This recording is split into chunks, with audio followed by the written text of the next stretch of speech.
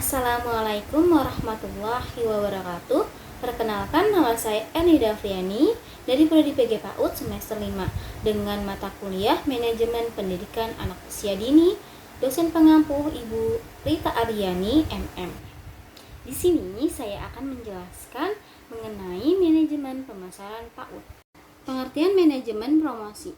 Manajemen promosi merupakan kegiatan analisis, perencanaan, dan pemantauan program yang bertujuan untuk menciptakan pertukaran dengan pasar sasaran dengan maksud guna meraih tujuan suatu institusi menurut Peraturan dan Altun tahun 2017. Media manajemen pemasaran PAUD. Dalam menjalankan suatu promosi lembaga pendidikan, maka dibutuhkan suatu media untuk mendukung berjalannya kegiatan promosi dengan lancar. Media manajemen pemasaran PAUD diantara lain yaitu yang pertama ada brosur.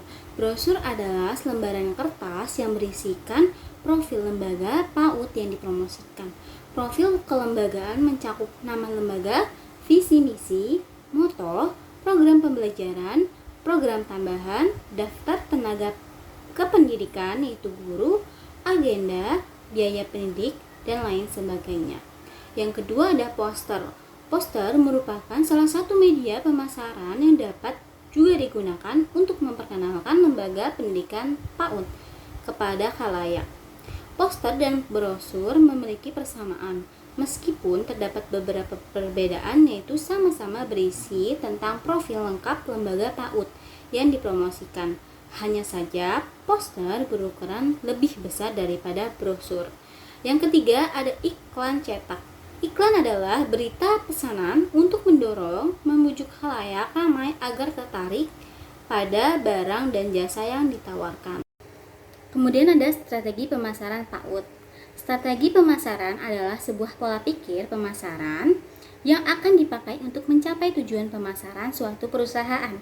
Bisa berisi strategi spesifik untuk pasar sasaran, penempatan posisi, buaran pemasaran, dan besarnya pengeluaran pemasaran. Strategi pemasaran PAUD diantaranya yaitu yang pertama ada strategi produk. Produk sebagai strategi pemasaran di lembaga PAUD adalah layanan optimalisasi perkembangan anak, kesiapan anak-anak PAUD yang telah matang secara mental dan optimum secara tumbuh kembang. Itulah yang disebut dengan produk lembaga PAUD menurut Suyadi tahun 2011 halaman 58. Yang kedua ada strategi biaya, bahwa strategi biaya adalah bagaimana suatu lembaga pendidikan menetapkan harga yang harus dibayar oleh orang tua kepada lembaga, yaitu SPP.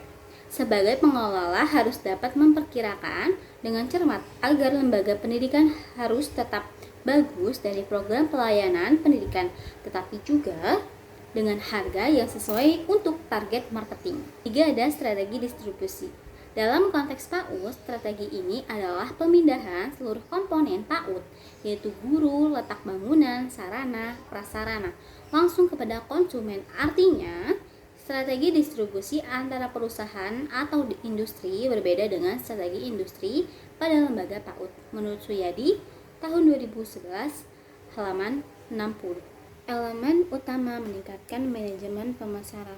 Manajemen promosi memiliki peran penting untuk menentukan pencapaian tujuan, visi dan misi di suatu lembaga sekolah. Menurut Ivan Cuk dan kawan-kawan tahun 2020, ada 6 elemen utama yang dapat dilihat sebagai peluang dalam meningkatkan manajemen promosi atau pemasaran pendidikan anak usia dini, yaitu sebagai berikut. Yang pertama ada produk. Produk yang didefinisikan sebagai segala sesuatu yang dapat ditawarkan atau disebarluaskan kepada pelanggan atau khalayak umum untuk tujuan memuaskan kebutuhan dan keinginannya, menurut Sedawo dan kawan-kawan tahun 2022.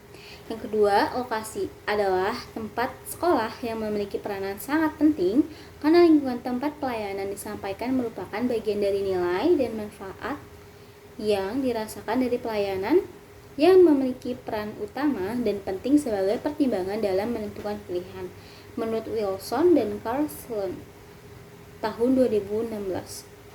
Yang ketiga ada promosi, yaitu salah satu bentuk komunikasi pemasaran, yaitu kegiatan pemasaran yang berusaha memperluas penyebaran informasi, invitasi, atau ajakan mengingatkan pasar sasaran terhadap lembaga dan produk agar selalu bersedia melakukan penerimaan, pembelian, dan loyal terhadap produk yang ditawarkan oleh institusi.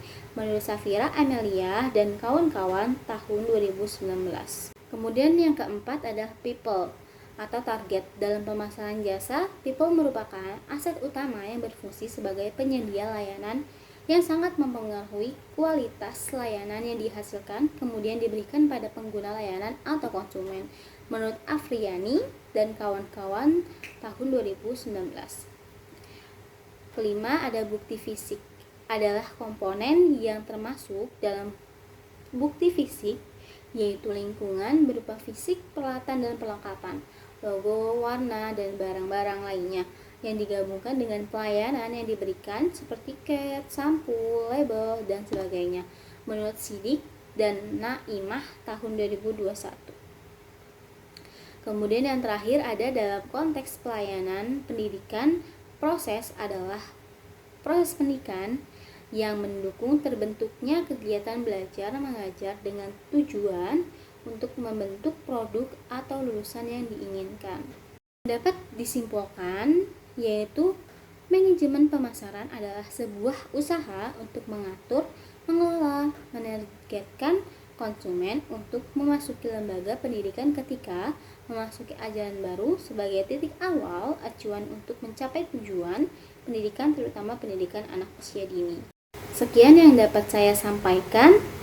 Wassalamualaikum warahmatullahi wabarakatuh.